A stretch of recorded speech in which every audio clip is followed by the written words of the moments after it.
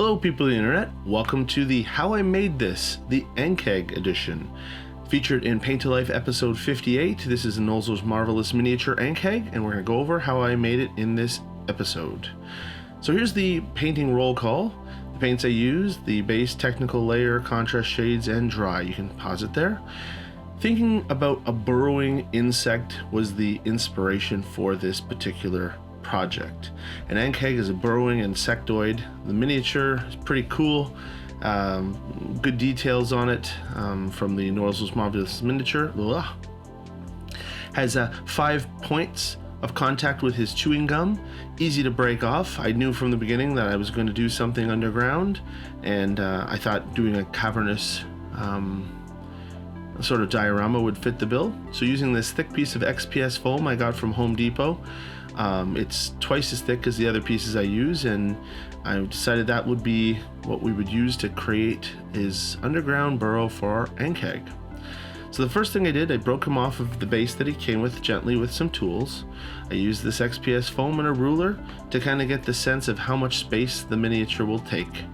And I use my knife and I'm just notching, and notice I filmed this in real time as well instead of time sense. Basically, however wide that was, I'm using my knife, it's a little bit off screen here. I'm just marking 3 little clippy areas. That's where I'm going to be cutting this to create this cube.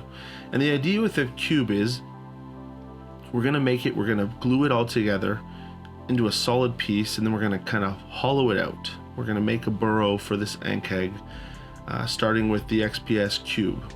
And that's what I'm going to record doing here. Ankhegs are great D&D monsters for low levels. They're pretty intimidating, and they can really give your players a bit of fright.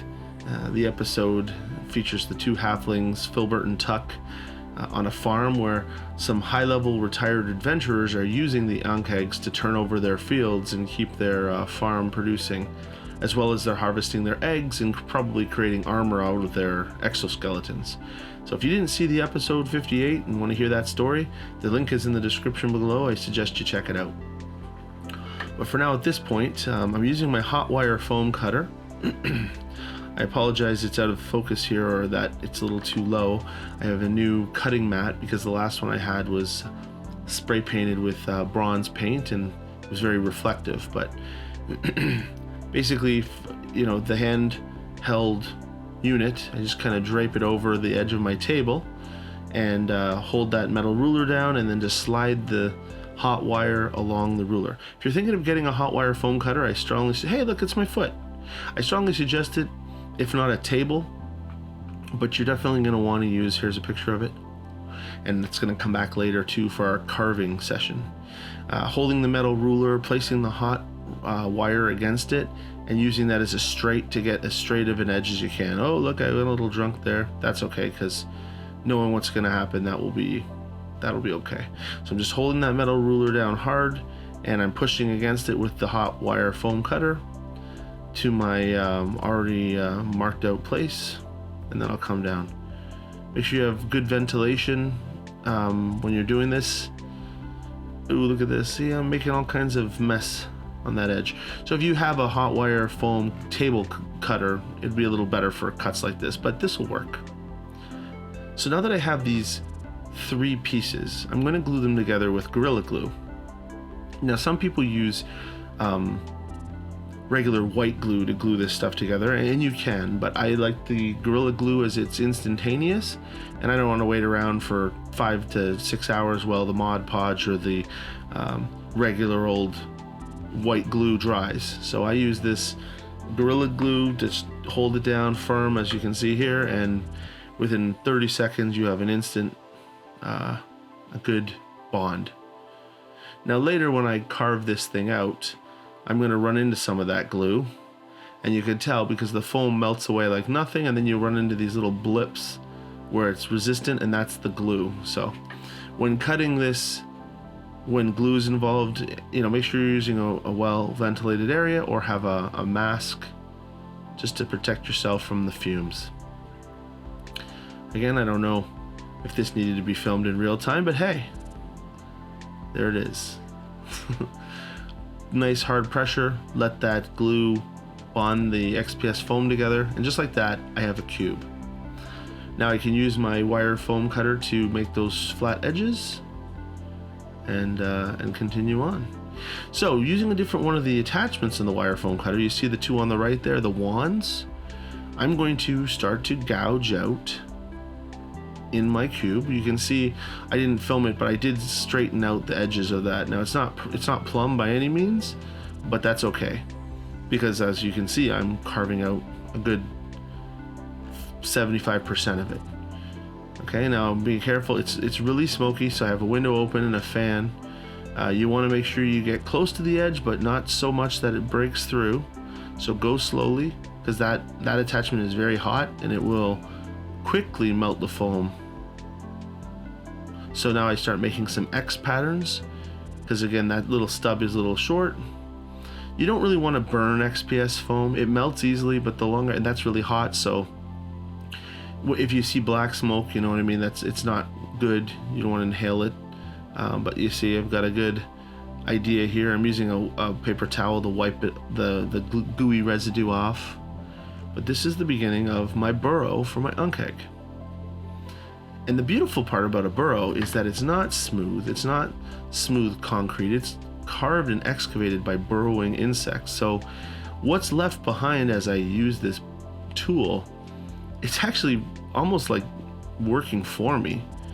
These little sunken pits and the sticky glue residue, that's that black stuff in there. See that black stuff? That's leftover Gorilla Glue that's melted. So I'm going to come back in and clean that up later. But now to seal it, now that I've cut a big chunk of this out, it's very fragile. So some Mod Podge black craft paint, Mod Podge black craft paint, Mod Podge, and some sand, some basing sand, the little chunks. I mix it all together and I apply it to the outside of this cube. It's a mess. And why did I put this little cubes, the little chunks in there? I don't know. I wanted some texture. I didn't want it to be smooth. I will say one thing I messed up here though. This is looking good, but I'm about to paint the bottom. You didn't really need to do the bottom, and all it did was make little pebbles on the bottom so it won't sit flat, but you know, it works out. I'm not going inside. I only want this to go on the outside. I'm gonna leave that for all night to paint, so that the paint and the Mod Podge dries into like a shell. Think like Dairy Queen, like a dipped ice cream cone. Don't worry about being stingy. Goop it on there, let it dry, and it's gonna dry into a nice hard black crusty shell, and you don't have to worry about it falling anymore. So I went to the bathroom, grabbed my wife's toothbrush, and now I'm vigorously brushing at the scale left behind from the melt. And once I got all that out, I'm going to start to spray paint that pink using a Citadel Dryad bark. It's okay if I hit the black Mod Podge. I'll be painting that later. You can see I drilled a hole in the center for the Ankheg to, you know, come in and out. And after I used my toothbrush to get all those pieces out of there, there's still lots of very neat things to look at. So some Rhinox hide. It's a different color of brown, going with the Dryad bark, which is a little more gray brown. Rhinox hide is more of an earthy brown. So I want a couple different colors inside there. And Tyrant sand, this is the first of I think 4 times I'm going to spray. So I have this idea that I want that hole to have like an OSL, object source lighting. I want it to look like light is coming in through that hole at all time, even if there's no light in the room. So I'm painting light. I'm painting it down heavy on top, and I'm bringing it out onto that brown to look like light is spilling into that cavern through that hole. But I'm going to do that a lot more. This is the second time. Ungore fresh flesh. I decided that the Tyrant sand wasn't light enough. It dried pretty dark, so using this yellow to simulate kind of like a sunlight. Ungore flesh it is, and there it goes. But again, coming back later for some more contrast. Interesting airbrush, gentle passes, thin to look like rays as opposed to heavy blast where it would be like a big, see how the ray on the wall? And it's an awkward angle, especially the way I'm holding it, but that's what I was doing at that stage. Now the top of the cube is flat. Now we have all those little teeny stones, but no earth is straight flat. So I've got some milliput here. because the top of this cube needs to be textured. It needs to be, not textured, it needs to have some geological variations, hills. All right, so with a little bit of finger action, some milliput, and no real rhyme or reason, some water on our finger, I'm just gonna build up around the edge of that hole. This is gonna be like a ridge of excavation from the dirt that the Ankheg would have knocked out as it burrowed its tunnel. The rest of it are just little hills, and try not to make it look too artificial. I'm also concerned about fingerprints at this stage. I believe I gave it a little soak with alcohol, but in retrospect, it's probably not necessary, as we'll see later when I continue to dress the top of the burrow. So that's that. There's now no longer a flat surface. It's going to have foliage and planting on it, and it's going to look more natural when that milliput dries. I use my wife's toothbrush again to sorry, Jen, to put some texture on this Mod Podge, not Mod Podge, milliput before it dries, so it doesn't look so flat and smooth. Again, irrelevant step here. It just felt good. Now, these side walls, I wanted to put some stones in them because the side of the cube is to look like a side profile of the earth. Here's a fun fact you think I would know by now after doing Paint to Life for a year and a half. Crazy glue doesn't actually hold stone. So if you're going to use crazy glue and stone, good luck. It doesn't bond. All it did was it melted my plastic, my XPS. As you can see, I'm drilling it a bit bigger so that stone sits. And even though I've got those stones set in there and I think, that looks cool, they're not actually sticking, they're falling out.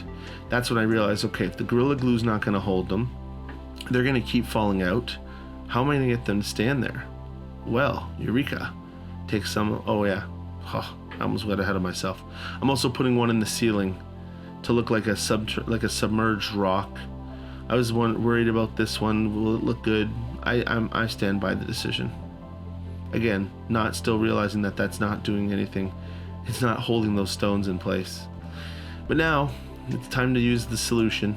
Grab some more milliput, put the milliput, wedge it in there. See how my heat got a little too intense, bigger than the rock needed. So I'm using a tool and just wedging some milliput in to hold the rock in place. I also thought afterwards I could have used a hot glue gun, which is what I use when I'm decorating the top of this base. But the milliput works great, and of course it's already textured, so when it dries and it gets all painted, it looks good. So I'm almost like using it like chewing gum to hold all those rocks in place. And the tool just wedges, it dries like cement.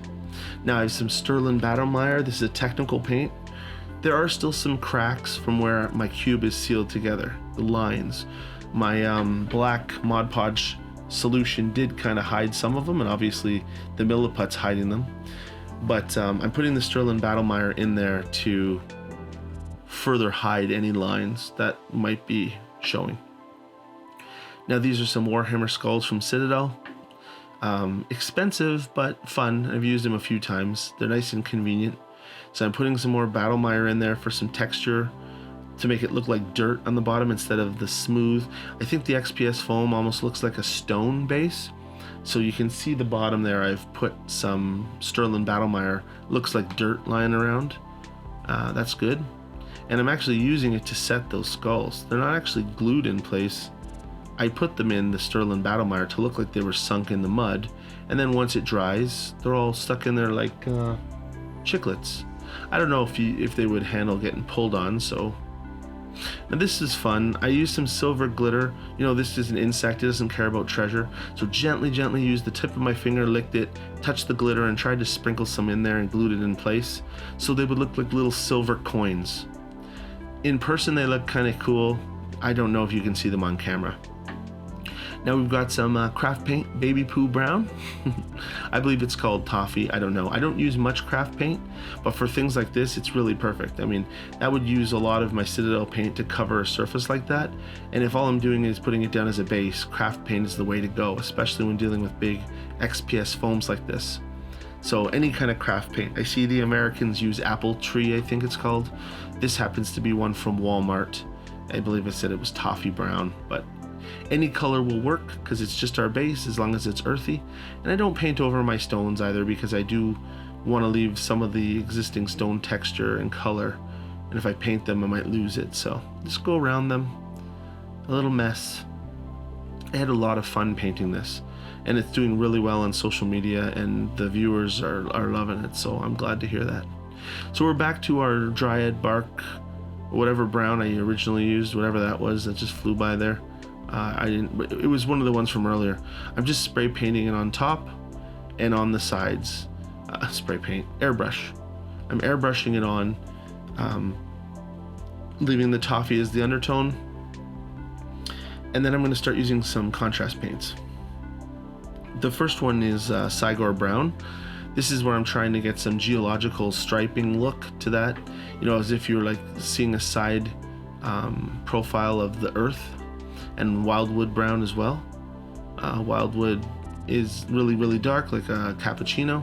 And unfortunately, I'm a little out of sorts again with my focus. I apologize. But the Wildwood is accentuating some of those, I don't know, dirt or clay lines in the dirt. And that was cool. So Agrax Earthshade on the skulls, they were primed with a Wraithbone. I didn't put the tag up for that, but those skulls were primed Wraithbone, and now I'm putting Agrax Earthshade and Skeleton Horde on them to color them. All right, take 3 at our hole. Screaming Skull this time, folks. Notice I've already over covered. I had the Tallarand Sand earlier, the Ungor Flesh, it's all gone because I put brown on them again. But now I'm using Screaming Skull and a little bit of Ceramite White for like ultimate contrast. I want that to look, you see the little coins, the glitter? Yeah. So there, it's white. And I'm like, yeah, that's good. Well, I didn't show it, but it was too white. So I used some Guilliman Flesh contrast paint and sprayed on top of the white. It kept it really bright still, as you can see, but it's not as intense as it was. All right, time to base the top of the cube with some Mod Podge, which is quickly becoming my favorite terrain thing. Jeremy at Black Magic Craft is turned me on to it, and it's awesome. Bad camera work incoming, because I'm using a static grass applicator, which I don't really know. Unbelievable, right? Unbelievable camera work. Static grass applicator, I'm putting it on there. It's not really working. I think I bought the cheap one. I should have probably shelled out for the more expensive one. I end up always just turning it upside down and tapping it until the grass kind of falls off and stands up on its own. But maybe one day I'll upgrade it. But for now, beggars can't be choosers. Now, this is a makeup brush I also got at Walmart. Mike over at Epic Duck Studios suggested them. They're like $3, and they're the ultimate dry brush because they hold so much. Like they don't hold moisture. I don't know, whatever you want to say. They're big and fluffy. So I'm just dry brushing some of those side profiles of the yeah, like I can barely get paint on it. There's so many bristles in there, but it's good. Just a little bit of lightness to some of those specks, and we're good. We're off to the races. Now, I can't detail everything I used for this, but I used a lot of different things. When I do textures and bases that are natural, especially like foresty ones, it's kind of your own thing, man. You know, do what you want. You want a lighter texture, blend some yellow grass. It's just the tap to shake it off. I put some stones on there. There's a tuft, like a light brown tuft. This material is from Green Stuff World. It's like a hedgerow material. I cut some. It's got little white that look like little flowers or berries maybe. I have a stick. Now this is the hot wire. The hot glue gun is immensely important for doing this. As I showed you earlier, you can't use crazy glue for stones, but hot glue works the best. Make sure if you're using hot glue that you get clear glue sticks, not the yellow ones, because if you leave any behind when it dries, you don't want to have this pearly, yellowing, textured color. Clear, at least you can paint, because if it dries a little white, you can paint on it. So just do what you think fits. I would almost say that you can't put too much on, but you probably could. You have to decide though, is this Ankheg in a forest? Is it in a swamp? I mean, swamp doesn't really make much sense. Is it in a forest? Is it in a farmland? In our case, it's in farmland. So keeping with some brush, that's some sea foam from Green Stuff World. It smells like the ocean, so I'm sure it's some kind of underwater sea plant in Spain, because that's where Green Stuff World is. And I bought a bag of it for like €2, and it stinks, but it looks cool. They look like little trees. They're called sea foam trees. Green Stuff World. Get some of that glue out of there. You know, you don't have to worry about making it look perfect at this step. You can always go back later with tweezers and pull out any pieces. What do we have here? Some flowers. Oh yeah, that stuff. That's like, I've used that before. It's like brown grass. Anyways, this is scatter foliage, scatter train. It's like brown. It stinks to high hell, but you see, when it all goes on there, it all goes together. And you shouldn't follow someone else's what they did anyways. You come up with your own thing. I will say one thing though. I wanted the edge of this tunnel to have a little more texture because it was pretty smooth, despite my wife's toothbrush on the milliput. So I got some sand from the Sahara Desert and I sprinkled it on there. Why did I do that? Because once it dried and I painted it up, it looked much more earthy. Okay, 4th time, we're hitting that again. I still didn't like, even though I used the Guilliman flesh, I hit it this time with some Dorn Yellow, and this was the finished one. It was the final one. Dorn Yellow is a super light yellow. You can see I'm gently, there go the rays again. I'm heavy on the top where the sun would be directly down, and then down here just gentle rays into the base. There's some wildwood on that stone. It was a little too bright, seeing as it was supposed to be underground. And now this was an ultimate idea. So these are vine roots. You know how vines grow and they have the little feelers under them, and then when they dry, those feelers turn into like that? Well, that's exactly what that is. I went on a nature hike. I found this huge vine creeping up an oak tree. I took my knife and I shaved off these little roots that's still a piece of the bark on it, and they look awesome. And they look just like little tree roots. And seeing as this is under a field, it's natural wood with some dirt on it, so the crazy glue didn't work so hot, but the hot glue gun and ultimately the white glue worked perfectly. Here I am setting them on the wall or on the ceiling with the hot glue. And I wasn't stingy on them either because, again, I didn't want it to just be in one spot. These are big roots from plants and things above and the grasses. So, and I also wanted them to sort of cast shadows and be in the silhouette when the Ankheg was in front of them. And some extra ones for the wall for sure, because not only would they be hanging from the ceiling of the growth on top, but they'd also be roots busting through the walls of the of our little cave here. So some of that white glue and then some of these roots with my tweezers, just put them in place. Don't worry, use lots of glue. You can break the roots apart till you get nice long runs. Put them in place. That glue is going to dry completely transparent and clear. Put a little bit of hot glue on for that one because it was up and I wanted it to hang. And just have fun with it. I think that these dioramas and texture trains are my favorite part of this channel, except you guys. All right, on to Mr. Ankheg, or as I call him, Red Lobster Special, Squig Orange. Now, fans of Paint to Life will know that I painted the Umber Hulk a couple months ago, and he was busting through the wall. And the Umber Hulk and Ankheg do look very similar. They have chitinous bodies. They are insectoid somewhat. They have black eyes. And the Umber Hulk was very like peach and tan. I didn't want to use those colors.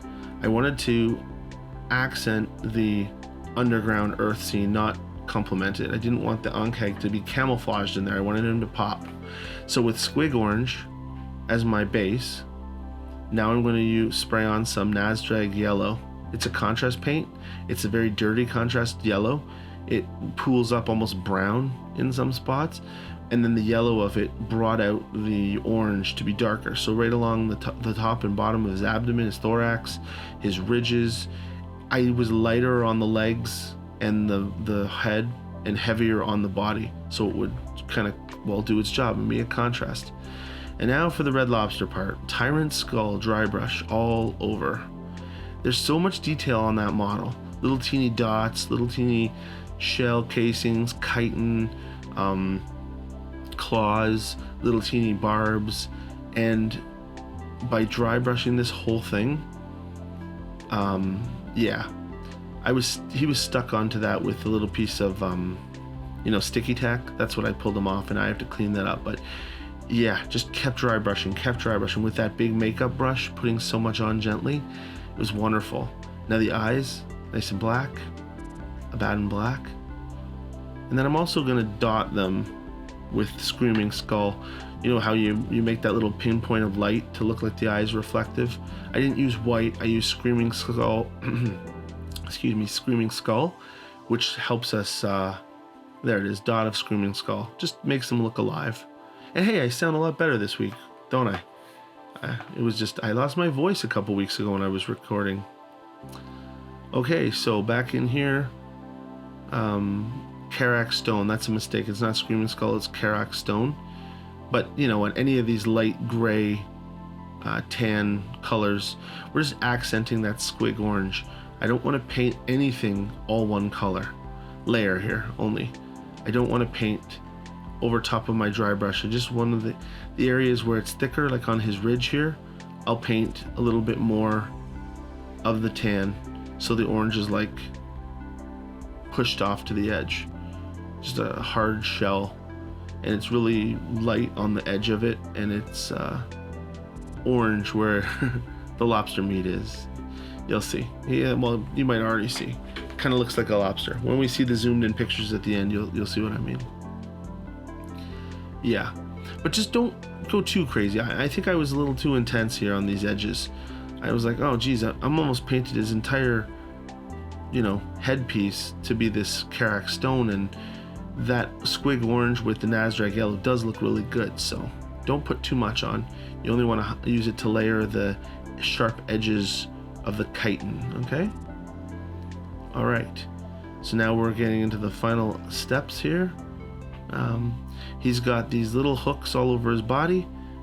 They are just going to be used, I'm just painting them solid Karak Stone or Screaming Skull. I'm not sure what color that is, but they're very similar. Just, you know, I don't want, those are like the needles or the barbs. Let's just paint them all to be the solid beige instead of orange. And then, you know, the edges of the mandibles, the edges of the claws, the entire claw. The claws should be claws, they shouldn't have orange on them. I'm going to treat the claws in the next step with some shade just to draw out, you know, the claws have these nice details in them where there are these lines that look like keratin. They're not smooth, and the Agrax Earth shade I'm going to put them on the next step will really make those claws pop out. But I'm really happy with this. And I think I wanted to go to Red Lobster after this. I'm not kidding. It just felt like I was painting a crustacean. Sea bugs. All right, so now here we go. And the claw, as I said, solid colors on these. A little bit of layering on the top with a lighter, whatever that color was that I didn't put a title card for. You see? Just on the tops where the light is, and leave the underneath the lighter color.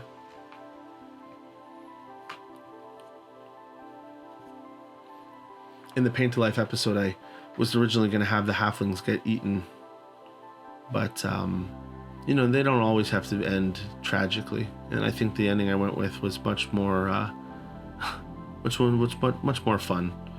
I apologize to anyone from Newfoundland who thought my accent was atrocious, but I was trying to channel my my dad's side of the family's from there in Canada, so I don't know how well it came out, but it was fun regardless.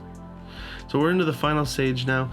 I didn't like his belly. The underside of his thorax was way too light, so I used some Fugan orange shade on top of all that dry brushing because it was too light.